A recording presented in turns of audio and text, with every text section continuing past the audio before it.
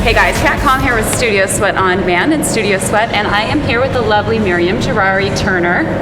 Yay, I added the Turner in. Fantastic. Good. And today, one of the things that we want to talk about is the experiences that Miriam's been having with your pregnancy and working out, and people being judgy. So it's almost like reverse discrimination. It truly is. So day one, I mean, just right when people knew I was pregnant, I got comments like, should you be working out like that? Should you be here? Did you talk to your doctor? You know what, you shouldn't be jumping, like specific recommendations, where these just general strangers. Strangers mostly. Strangers. So not even just people you knew, right? But strangers as well. Right. Was it worse with strangers? Has it been worse with strangers or people you know? Well, for me personally, it's worse with people I know because it means more, like I'm more vulnerable. So you take it more personally. Yeah. Versus, the general population. I'm like, okay, I don't care. Be gone. What about the volume though of comments? It was more, from strangers. Okay. So it's just select few, and family really steps in. They think that it's their baby too. It takes a village, right? So yeah, they're like, this is our baby. Yeah. And it's not. But yeah, like one of my family members was she's had 3 babies, and she said, "Oh, you're still doing plyometrics? You're still jumping? That could really give you a miscarriage." Like very scary discussions. Yeah, sure. In the first trimester, that's your biggest fear, and that's your biggest risk. Losing the baby, is miscarrying. That's fair. So you don't. It's never good to tell a pregnant woman you might have this happen, and I've definitely had to create this barrier around me just to keep it out. I try not to read horror stories and talk to people who've had horror stories because it really doesn't help. So, and more often than not, okay, well let's talk about what you've learned when it comes to those almost accusations, because a lot of times they're not. I've seen these comments made and they don't feel like helpful advice. They feel almost like accusations. But what have you learned that, as far as, is it okay to jump? What is your doctor? And we're not doctors, and you have to do what's right for your body. So, of course, we have to preface all of this with that. Yes. But what is today's, as we evolve, what is today's thinking on that? So, because I had fear and I really didn't know all the research, I decided to throw myself into it. Really, not just listen to my doctor, but also really get out there and look at all the research studies. So I got many opinions from medical professionals, and I happen to be very connected to the medical community because a lot of my family members are doctors or PAs. So I can get my hands on a lot of really evidence-based new research. And it's interesting, the studies are really done on women who haven't been physically fit, with the heart rate limitation that I know a lot of women are like, 140, right? Don't go above 140. I even read 120. I was like, 120, it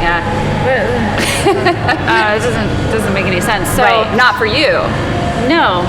So a lot of the basis was from a population that hadn't previously been fit. Sure. So heart rate was thrown out. You don't want to be doing Valsalva moves, anything that's, where you tighten and you're really restricting breath. So anaerobic, you can get up to 90%, zone, but which is an individual thing.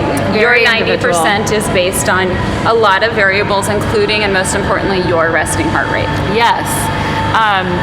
And it's that rate of perceived exertion too. Like if you feel like you can't talk, then you do have to bring it down, because you're restricting some oxygen to the baby. It depends on how long you're doing that too. it's going to happen in seconds. So you go, oh, too much, back it off. And then so if you get to the point where you've been out of breath, well, and it's okay to be out of breath, but if you can't, say 3 or more words or something like that, is that kind of what you've been advised? Like really, like sucking wind. Take it down. So being physically fit before, I don't suck wind for very long. And I had limitations.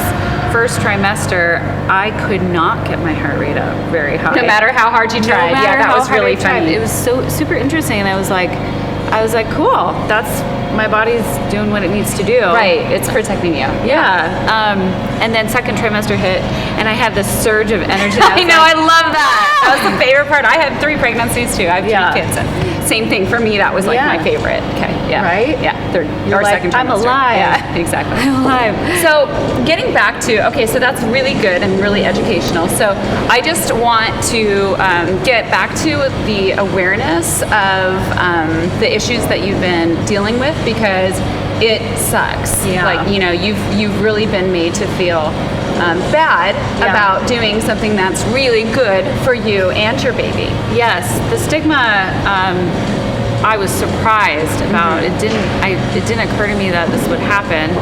I thought, everyone kind of supports each other in the fitness community, just all around. I was in this Utopia, San Diego. Everyone loves each other in fitness. No, there's some real fear out there, and that's where it's coming from these people. It's their own fear and insecurity.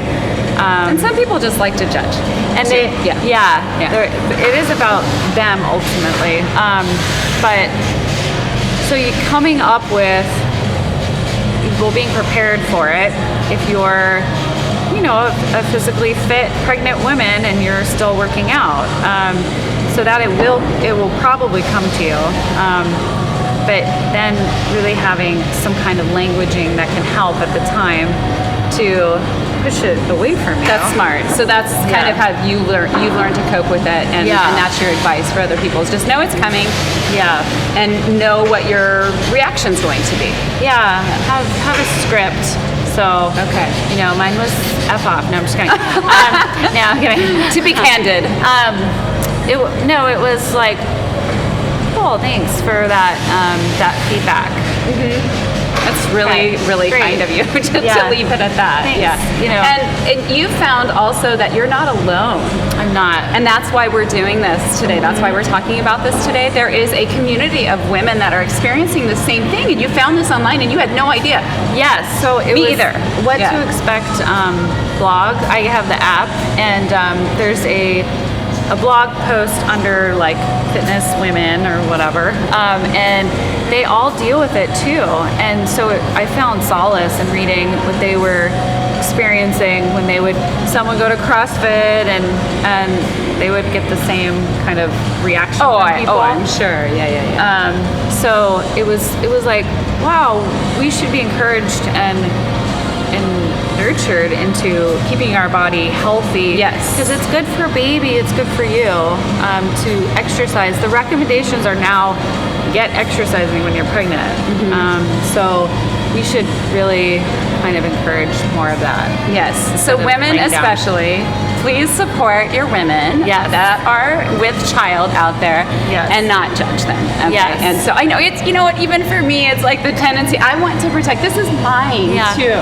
It is. Community we property. Know that, so. And at Studio Sweat, I am happy to hear that you have received a lot of that support. So here I have gotten none. Just that is out there. Awesome. Studio Sweat is very unique, though. I'm so happy to hear that, Miriam, and I'm so happy for you and Jason and little baby Ollie, who's going to be here in how long? June. So just like what, a month and a half or Couple months, 2 months still? Do we still have 2 months?